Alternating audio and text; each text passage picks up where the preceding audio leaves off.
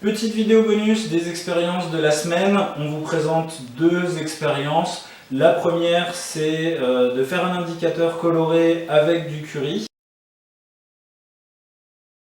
Alors on va utiliser un petit indicateur coloré. C'est du TP fait maison. Ici j'ai du curry que j'ai placé dans de l'alcool à 90 degrés pour en extraire le pigment, le colorant.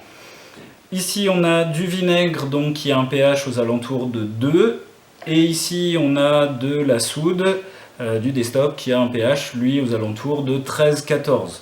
Et donc je vais placer quelques gouttes de ma solution de curry dans les solutions et voir un petit peu la couleur que prend chacune des solutions. On voit bien que dans le cas d'un pH faible, donc acide, on a une solution ici qui est très jaune, alors que pour quelque chose de beaucoup plus basique, on va avoir une couleur beaucoup plus orangée, rouge.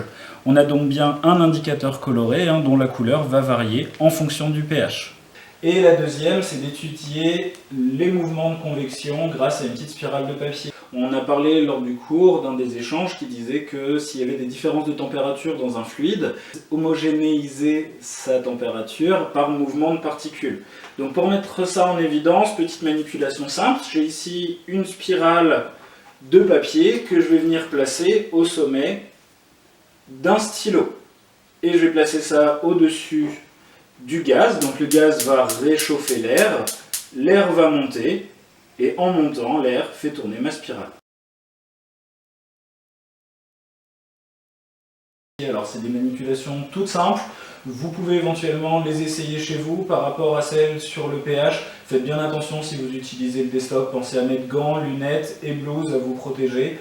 Ça reste de la soude assez concentrée, donc c'est vraiment dangereux. Par rapport à la gazinière, ça paraît évident, mais faites attention de ne pas vous brûler. Ça paraît pas, mais même à 1 mètre au-dessus de la gazinière, l'air est très très chaud. Donc faites bien attention de ne pas vous brûler.